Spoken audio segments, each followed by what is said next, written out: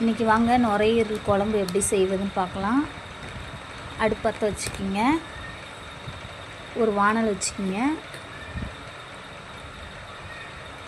தக்காளி, பெரிய வெங்காயம், கருவேப்பிலை இதை நான் கட் பண்ணி வச்சுருக்கேன். 2 தக்காளி, ஒரு பெரிய வெங்காயம், கருவேப்பிலை. நான் மஞ்சத்தூளும் தண்ணியும் போட்டு நல்லா கழுவி வச்சுக்கிட்டேன். 3 வாட்டி கழுவிட்டேன். பாருங்கள், இந்த மாதிரி நல்லா கழுவிக்கிங்க. மஞ்சத்தூள் போட்டு கழுவிக்கிங்க. அதுக்கப்புறம் வானல் காஞ்சிருச்சு. ஒரு பாக்கெட் ஒரு 50 மில்லி எண்ணெய் ஊற்றிக்கலாம். ஃபுல்லாக ஊற்றிடுங்க.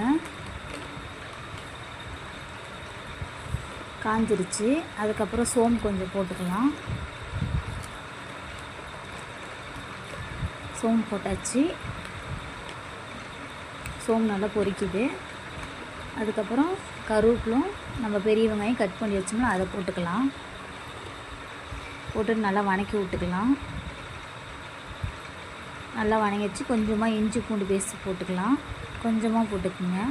வீட்டில் தீர்ந்து போச்சு, அதுக்கெல்லாம் நான் பாக்கெட் இஞ்சி பூண்டு பேஸ்ட்டு தான் எடுத்துக்கிறேன். அதுக்கப்புறம் 2 தக்காளி கட் பண்ணி வச்சுருக்கோம், அதையும் நம்ம இதில் போட்டுக்கலாம். இதுவும் நல்லா சேர்த்து நல்லா வணக்கிடலாம். நல்லா வணங்கிருச்சு. நம்ம கழுவி வச்ச நுரையீரலை நம்ம அதில் போட்டுக்கலாம்.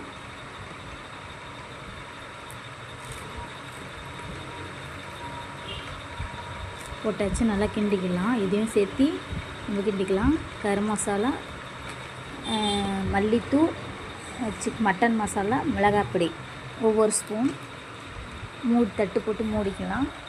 ஒரு கொஞ்ச நேரம் கழித்து பார்த்திங்கன்னா நம்ம எண்ணெய் திரிஞ்சு இந்த மாதிரி நல்லா வணங்கிடணும். நல்லா எண்ணெய் திரிஞ்சு வரணும். எண்ணெய் திரிஞ்சு மேலே வந்துச்சுனாவே நம்ம நுரையீரல் ரெடி ஆகிடுச்சின்னு அர்த்தம். நல்லா கிண்டி விட்டுக்குங்க. அடி பிடிச்சிடக்கூடாது, அதனால் நல்லா கிண்டி விட்டுக்குங்க. அதுக்கப்புறம் நம்ம நுரையீரல் ரெடி ஆகிடுச்சு. கொஞ்சமாக நான் கொத்தமல்லி தழை கட் பண்ணி வச்சுருக்கேன், அதை நல்லா தூவி விட்டு ஒரு பெரட்டிக்கலாம். அவ்வளோதான், நம்மளுக்கு நுரையீரல் ரெடி ஆகிடுச்சு. லைக் பண்ணுங்கள், ஷேர் பண்ணுங்கள், சப்ஸ்கிரைப் பண்ணுங்கள்.